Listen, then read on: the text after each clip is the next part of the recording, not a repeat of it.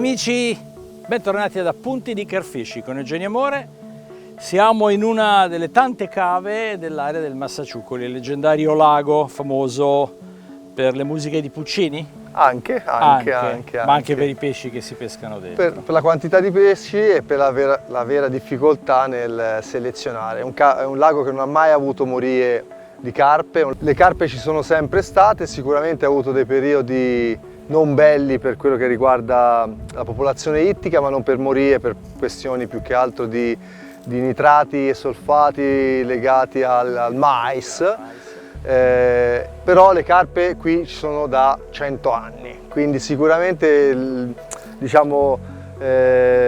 la sfida è cercare di selezionarle all'interno di una grande quantità di nascite e trovare quelle mamme di dimensioni interessanti. E quindi la nostra sfida è quella per questo appuntamento di Appunti di Carfishing. Le canne sono già in acqua a distanza abbastanza ravvicinata e ora non ci resta altro che aspettare.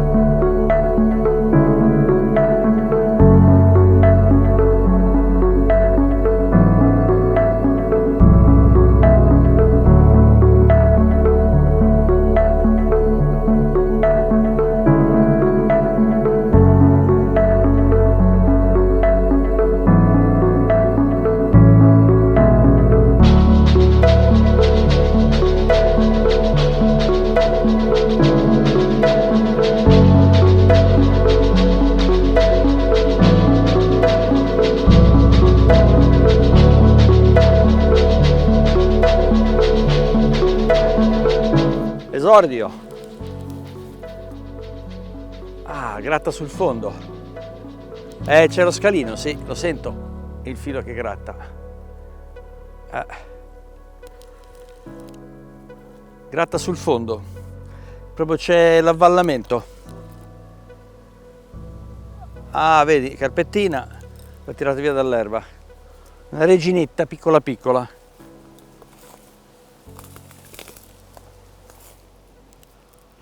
Solo che ora con queste alghe bisogna trovare il modo. Guarda che cosa si è pappata la signorina. Vieni ciccia. Ale! È la carpa più grande del mondo, però è un esordio, è un inizio. Adesso la lasciamo andare in fretta e furia. Ok? Via! Questo è l'inizio, dobbiamo chiaramente capire un po' di cose, sicuramente c'è attività perché anche prima c'era stata una partenza, su Genio anche ci sono delle partenze, probabilmente sono queste carpe che ce ne saranno 1 miliardo, però dai e dai probabilmente troveremo la chiave per capire come prendere quelle un pochino più grandi che sono state prese in passato, quindi siamo finiti.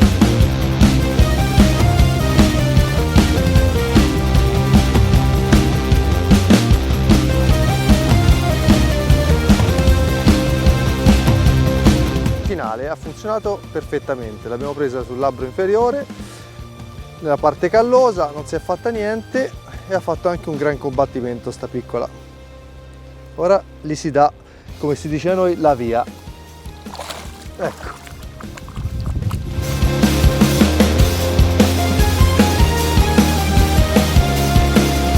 Partenza bella, eh? Partenza bella. Partenza scoppiato l'avvisatore. Però è classica un pochino anche dei pesci un po' meno grandi, eh? Ora il peso sulla canna lo sento. Oia. Che sta piovendo, piove. È bellissimo. Un po' di frescura. Tutto non è neanche fredda come pioggia, quindi comunque innesco fermo per un po' di tempo è stato, però qui io sono abituato a lasciare le canne ferme parecchio perché di punto in bianco poi esplode. Comunque, sì, questa è più bella. Questa è un pochino più belloccia del... Sì. Che vista. Eccola là, giallognola, vabbè sarà... non so.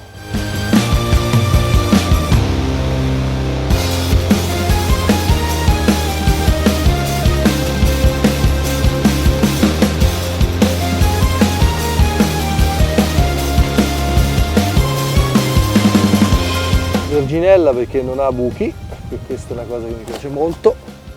Bel pesce, dai. Sì, questa è una bella carpozza, dai. Ha dei colori belli, questo sì, è caratteristico sì. anche nostro qua del lago. Del lago. Dai che ha anche smesso di piovere. Autoctona al 100%, vedete le pinna squame lunga. sono poi chiare, oro, questo è anche dovuto ai gamberi che si mangiano, che danno il pigmento molto arancione alle pinne e anche un po' alle squame. Oltretutto è bellissimo, qui ci sono tutte le conchiglie di quando arrivava al mare qua. Queste sono conchiglie classiche di una specie di vongola, sembra, di mare, quando il mare arrivava a toccare queste sponde, e quindi molti anni fa. Questa è una cosa molto affascinante per quello che mi riguarda, perché sono gusci comunque di vita che ancora vediamo del passato.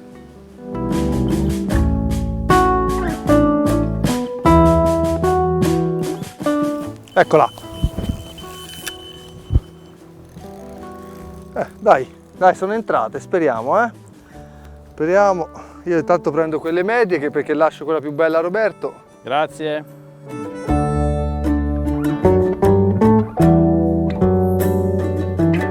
Questa è una cava naturale tutta da scoprire, perché ha avuto la fortuna da sempre di essere molto isolata e privata, quindi pochissimi pescatori che provavano l'avventura passando dal bosco, quindi però non legate a grosse pasturazioni, a tentativi singolari di aver fortuna di pescare il pesce della vita. Noi nei periodi di frega siamo venuti a vedere pesce fregare e ne abbiamo viste alcune veramente grandi. Il problema qua è che il pesce piccolo è veramente tantissimo. Fare selezione in questo contesto è veramente difficile. Anche questa presa sul labbro inferiore, 0 danno. Ora per capire che pesci ci sono stiamo usando palline non troppo grandi, anche se la pasturazione che avevamo fatto preventiva era fatta con delle 24. La lasciamo andare, sta reginotta, eccola là. Ora piano piano si sta alzando, come succede spesso quando nelle ultime volte stiamo venendo a pescare, si sta alzando un pochino la taglia. Più le buchiamo, più le piccole si allontanano e entrano i pesci un pochino più belli. Vediamo se questa progressione riesce a essere un po' più veloce del normale. Dici che non ci sono le tartarughe, No, non ci sono. Tagliato di netto. E allora ci può essere un ferro, qualcosa, ma la tartaruga no, di sicuro te lo do Sulla per... partenza tagliato. Avrà toccato un ferro, perché lì c'è un po' di C'era un riporto. pescetto arrivato all'uccio. Ah, può essere anche quello. Però no, tartarughe Tagliato di netto. t'assicuro che non sono. Ho fatto bene. Ma hai tirato ora e hai sentito... No, è la prima, quando è partita prima. La partenza di prima. Vabbè.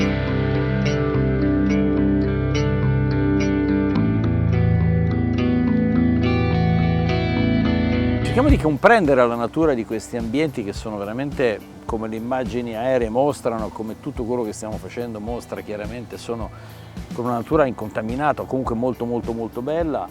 Da dove nascono queste cave? Perché Massaciuccoli lo conosciamo, è una gigantesca area umida, ma questa è una cava di fianco a Massaciuccoli. Sono cave di estrazione di sabbia, qui ce n'è parecchie intorno a Massaciuccoli.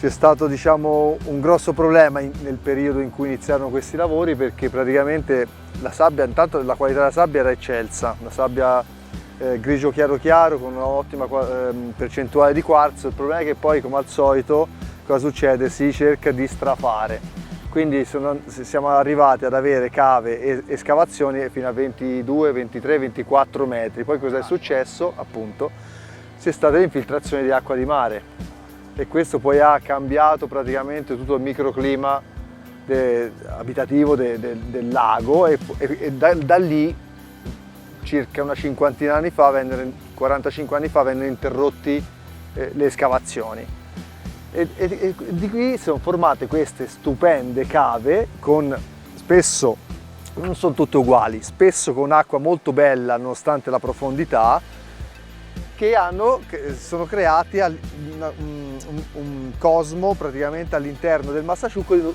completamente diverso. Diverso perché Massaciuccoli ormai lo conosciamo bene, ci abbiamo pescato. L'acqua è 3 metri, 3 metri e qui mezzo. mi dicevi che c'è anche 20 qui metri. si arriva a 20-22 metri. 22 metri.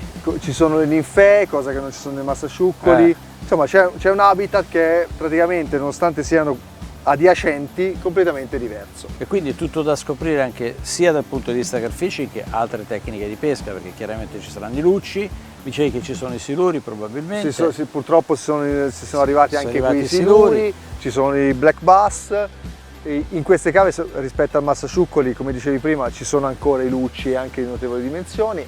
È un pochino, diciamo che purtroppo, se vogliamo dire così, la genetica della carpa è la stessa del Massasciuccoli, quindi ci sono eccezioni come qui ci sono, perché noi in Frega siamo riusciti a vedere esemplari veramente molto grandi, non siamo ancora riusciti a catturarle, però in Frega abbiamo visto degli esemplari veramente intorno ai 20 kg fregare. Purtroppo è come pescare, cioè come trovare l'ago nel pagliaio, in mezzo a tutte quelle piccoline, andare a prendere, a selezionare la taglia qui è un lavorone, sicuramente è un campo scuola stupendo, cioè per chi vuole imparare questa tecnica qui ti dà la possibilità di trovare e inventare sempre nuove soluzioni per selezionare, per capire come si muove il pesce. Qui spesso rispetto a piccoli laghetti o a cavette vanno come nel fiume, si spostano in branchi, arrivano puliscono. ai 5, 6, 7 partenze e poi di punto in bianco per un'ora e mezza non hai niente. Qui la fortuna sta anche nel incappare nel branco di quelle della taglia più grossa. Esatto.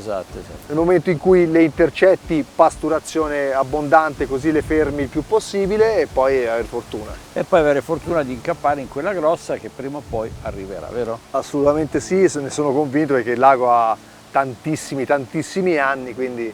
E quindi abbiamo una cava di dimensioni uniche, io credo, perché non credo che in Italia ci siano molte cave più grandi di questa, e quindi con queste profondità una massa d'acqua incredibile ed è una sfida veramente interessante da portare avanti.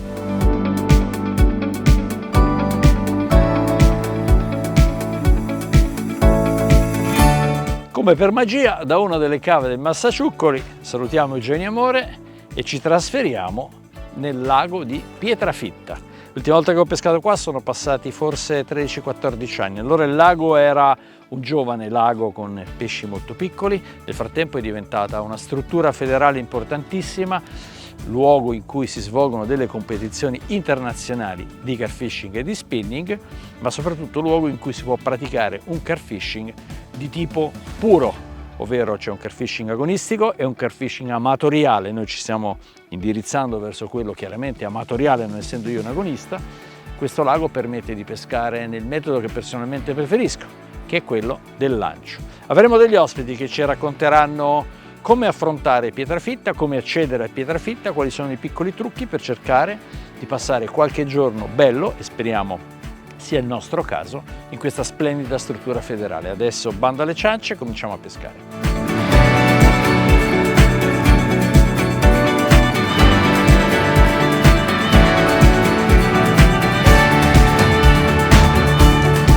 Mi fa molto piacere potervi presentare Roberto Zugarini, che qui a Pietrafitta è il custode e anche un custode storico di questo lago. Beh sì, ormai sono 9 anni che sono qui. Quindi l'hai visto crescere, perché come si diceva prima, io quando arrivai e feci la prima pescata in questo lago, personalmente 13-14 anni fa, i pesci erano piccolini, le sponde erano brulle, adesso invece è una meraviglia, è un giardino. Sì, si cerca con la collaborazione chiaramente anche di Enel, che cura tutta la parte pulizia erba e quant'altro. Pipsas da Roma è gestito ora direttamente da Roma, si cerca di fare il meglio, quello che allora, si può. Un appassionato, Roberto, un appassionato che vuole venire a pescare a Pietrafitta.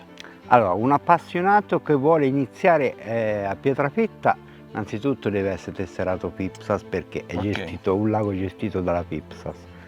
E poi semplicissimo, basta che chiama qui al lago, prenota e c'è una postazione, ci avrà sicuramente sempre dei consigli magari quando inizia, perché uno e poi c'è un costo la prenotazione? La prenotazione sì, c'è praticamente da pagare un contributo soci che per l'ingresso ogni volta che viene, ma diciamo che è abbastanza relativo. Per quanto riguarda la pesca notturna? La pesca notturna è consentita. Quindi abbiamo visto che a Pietrafitta si può pescare basta avere il tesserino federale, tant'è che anche perché è un'acqua gestita dalla federazione, quindi è giusto che sia così, assolutamente raggiungibile, a disposizione di tutti quelli che vogliono vedere. Adesso io, grazie Roberto, tanto oggi staremo insieme anche domani e continuiamo a pescare.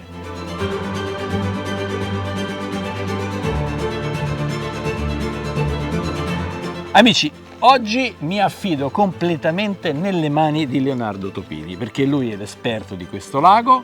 Pietrafitta è un lago particolare. Pietrafitta è un lago particolare che ogni anno cambia, cioè ogni anno le carpe crescono, quindi cambiano le condizioni di pesca, cambiano le tipologie di approccio che avvengono durante la pescata. Siamo partiti anni fa dove, soprattutto durante le competizioni, dovevamo raggiungere distanze incredibili, dove oggi sia l'amatoriale invece che il garista la tipologia di pescata si è avvicinata molto. Si parla sempre più dai 90 ai 110, 120 metri massimo, non più dei numeri incredibili da poter raggiungere. Quindi questo va a vantaggio anche dell'amatoriale, che in passato si trovava magari a dover pescare a certe distanze e quindi non ci arrivava. Adesso invece è molto più frequentato anche per questo motivo. Certo, anche perché distanze sopra i 110 metri con attrezzatura convenzionale, di fili convenzionali o non specializzazione nel lancio sono distanze veramente impossibili. Però il bello di questa pesca non è tanto usare un barchino, posare lenze, usare una barca per calarle, ma lanciare e tirare il pesce da lontano. Quindi il fascino di Pietrafitta fondamentalmente è questo. È più atletico. È atletico, ma ti riporta nella vera essenza del carfishing, perché quando abbiamo iniziato non esistevano né barche con cui calare né barchini con cui calare appunto in remoto stando seduti su una sedia, quindi viva Pietrafitta. Oltre che mettere le canne c'è da pasturare poi. E poi c'è da pasturare a quelle distanze, che significa comunque un gesto atletico. Grazie. Esattamente. Insomma, adesso vediamo un attimo di continuare a pescare, sempre con i suoi consigli, e man mano vedremo come Leonardo ci suggerisce di approcciare questo lago.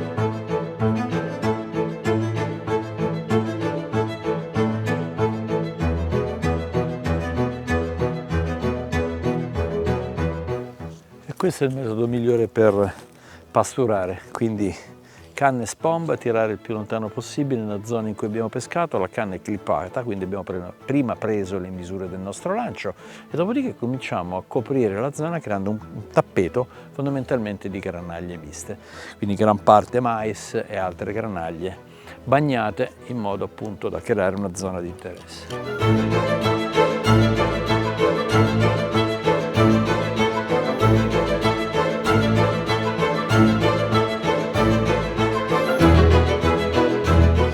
In attesa che accada qualcosa, prepariamo un po' di materiale per caricare poi gli spomb. Boris, in questo caso banana krill delle 18-20 mm, e utilizziamo questo crusher, questo sistema molto semplice per velocizzare le operazioni, molto efficace, in modo che parte si polverizza, parte si spezzetta e poi riusciamo con un mélange successivo di mais, ecco fatto, a caricare bene gli spomb e creare una bella barriera nei paraggi. Abbiamo preso le misure esatte sia della parte di pasturazione spomb che quindi clippando le aree di lancio. Quindi sappiamo esattamente che stiamo pescando con un margine d'errore più o meno di 1 metro, massimo 2, pescando sempre sul clip, che è un metodo agonistico, ma valido anche nelle nostre acque. Quando peschiamo al lancio vogliamo avere grande precisione e non abbiamo, per questioni di distanza, la possibilità di buttare e di lanciare stringer, sacchettoni troppo grossi. In questo modo creiamo un tappeto con lo spomb e dopodiché siamo in grado di avere quello che ci serve a portata di mano. Carichiamo e siamo pronti. Per 10 minuti diamo un'altra ripassata, sperando che l'arrivo della sera ci porti qualche cosa.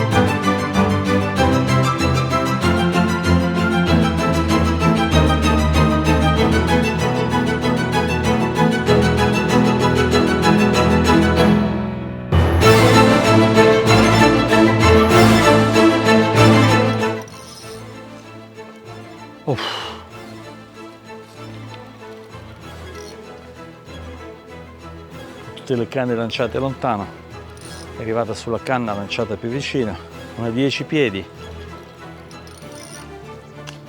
Le canne sono montate con dello 0,40, che a pietrafitta forse non è il diametro migliore perché riduce naturalmente le distanze di lancio, ma eravamo partiti per andare a pescare in altra tipologia di acque e abbiamo poi girato verso questo splendido bacino senza avere la possibilità di cambiare diametri all'interno. Il pesce adesso è a 30 metri da noi, è un pesce di taglia interessante, non è una carpetta, almeno a giudicare dai movimenti che sta facendo, molto lenti e molto pompati. Adesso il problema principale è questo doppio scalino che c'è, che bisogna risolvere ed evitare che il pesce intercetti uno dei fili che è in acqua. Eccolo, bello, grosso. Arriva. Bel pesce. No. No. Fermo. Te lo metto dentro io. Vai. Fatto. Wow! Fatto. È dentro? Eccola qua. Bellissimo pesce. Mamma mia, in forma strepitosa. Fantastico, che dire di più? I pesci di pietrafitta, fantastici. Ho tanta attesa, è arrivata.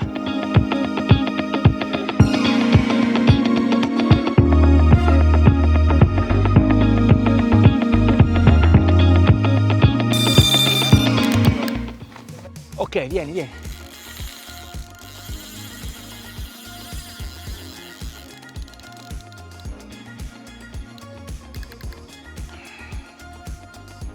Cioè, nemmeno il tempo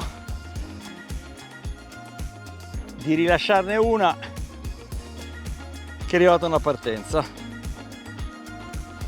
E questa è arrivata parecchio più lontano, usando una 13 piedi, la Crusader, e un piccolissimo sacchettino, la piccola bombetta, quindi da garantirci la distanza massima che si riusciva a ottenere. Allora, il pesce sembra discreto, ha portato via sulla partenza immediatamente una decina di metri di filo, molto veloce, è molto diverso nel comportamento, almeno la prima fase, rispetto all'altra carpa, che sta andando dritto verso una zona d'alghe, è passata sopra i fili, mi sembra, no, manco per niente, passata sui fili. Vediamo se riusciamo a riguadagnare quel poco che ha preso. Ecco, perché come riusciamo a fargli prendere una boccata d'aria? Siamo pazzi. Eccolo qua, si cominciano a vedere i cerchi sull'acqua, e poi una delle cose che noi carpisti cerchiamo, l'emozione, eccola, di questi cerchi meravigliosi che prima o poi aprendosi ci svelano le dimensioni della nostra creda.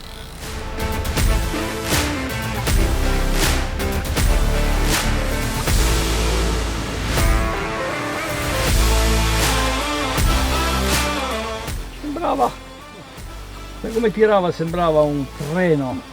Insomma, pensavamo fosse un mostro o almeno quantomeno grande come l'altra, invece piccolotta, però un fascio di nervi. E allora siamo partiti a Massaciuccoli con Eugenio Amore, finiamo a Pietrafitta con Leonardo e noi ci vediamo al prossimo appuntamento qui a Pietrafitta, sempre con Leonardo, a cercare di insidiare qualcuna di queste splendide carpe. Cari amici, alla prossima, ciao! Ciao.